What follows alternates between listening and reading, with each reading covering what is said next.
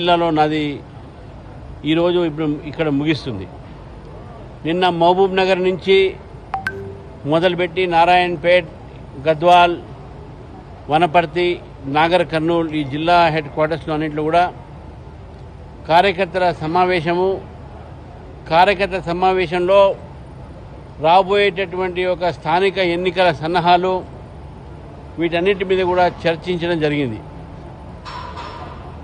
ఈ యొక్క మహబూబ్ నగర్ జిల్లా ఉమ్మడి జిల్లాలో ముఖ్యమంత్రి గారు రేవంత్ రెడ్డి గారు ముఖ్యమంత్రి అయిన తర్వాత నేను మహబూబ్ నగర్ జిల్లా బిడ్డను కాబట్టే నేను ఇక్కడ తప్పకుండా 5 సంవత్సరాల్లో 1,00,000 కోట్ల రూపాయలతోనే అభివృద్ధి చేస్తానని చెప్పడం జరిగింది. అదేవిధంగా కొడంగల్కు 10,000 కోట్ల రూపాయలు చేస్తా అని చెప్పేసి కూడా వారు మాట వేయడం జరిగింది.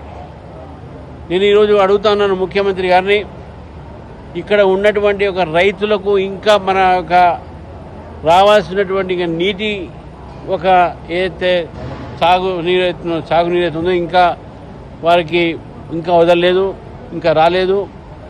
దాంతో రైతులు చాలా నష్టపోతూ ఉన్నారు. అదేవిధంగా వారి జిల్లాలోనే వారి స్వగ్రామం పక్కన దగ్గరలో ఉన్నటువంటి ఒక నాగర్ కర్నూలు దగ్గర ఉన్నటువంటి ఒక బీసీ వెల్ఫేర్ హాస్టల్లో నిన్న రాత్రి ఫుడ్ పాయిజనింగ్ ద్వారా అది ఏమైంది తెలియదు, కానీ దాదాపు 115 మంది పిల్లలు వారు అస్వస్థతకు గురై హాస్పిటల్లో వారిని చేర్చడం జరిగింది. ఇవాళ సాయంకాలం కొంతమందిని డిశ్చార్జ్ చేసి ఇంకా 4 అక్కడ చికిత్స పొందుతున్నటువంటి ఒక పరిస్థితి ఉన్నది. ఇప్పుడే భారతీయ జనతా పార్టీ నాయకులు అక్కడ సందర్శించి రావడం కూడా జరిగింది. మరి ముఖ్యమంత్రి గారి జిల్లాలోనే బడుగు బలహీన వర్గాలకు చెందినటువంటి ఒక పిల్లలకు ఒక మంచి భోజనం కూడా పెట్టలేని పరిస్థితి ఉందని చెప్పేసి ఈరోజు మనం చూస్తూ ఉన్నాం. ఈరోజు ఈ యొక్క సంఘటన ఏది ఉందో ఈ సంఘటన ఒక నగర్ కర్నూలులో జరిగినటువంటి సంఘటన కాదు. మొన్న నేను తాండూరు పోయినప్పుడు కూడా తాండూరులో కూడా ఇదే విధంగా అస్వస్థకు వారు పిల్లలు చెంది హాస్పిటల్ పాలయ్యారు.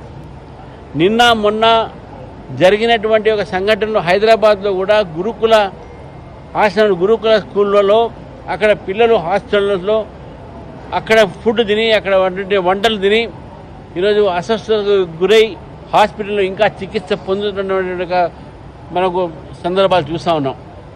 మరి ఏంది ఈ యొక్క పరిస్థితి ఎందుకు అవుతా ఉన్నాయి? ఒకటి అనుకుంటే అనుకోవచ్చు, ఇంకే 2 అయితే అనుకోవచ్చు, కానీ ఇది ఒక గత నెల నుంచి ఈ ప్రక్రియ మనం చూస్తూ ఉన్నాం. ప్రతి ఒక్క గురుకుల హాస్టల్లో కానీ బీసీ హాస్టల్లో కానీ ఈ యొక్క అస్వస్థతకు గురయ్యి పిల్లలు హాస్పిటల్లో అడ్మిట్ కావటము, సీరియస్గా కావటము, మరి వారిని ఎందుకు ఈ పరిస్థితిలో తీసుకువచ్చారు ఈ ప్రభుత్వం అని చెప్పేసి డిమాండ్ చేస్తూ ఉన్నాను. మీరు వాళ్ళని అడుగుతూ ఉన్నాను, దీనిపైన ఎంక్వైరీ పెట్టి ఈ అస్వస్థతకు కారణం ఏంది, బియ్యం ఎక్కడి నుంచి తెస్తున్నారు, అక్కడ ఉన్నటువంటి వంట చేసేటటువంటి వంట సామాగ్రి ఉన్నాయో భగోనాలు కావచ్చు, ఏదైనా కావచ్చు, నూనె కావచ్చు, ఏదైనా కావచ్చు, అది ఫుడ్ స్టాండర్డ్స్కు ఏదైనా ఉన్నాయా?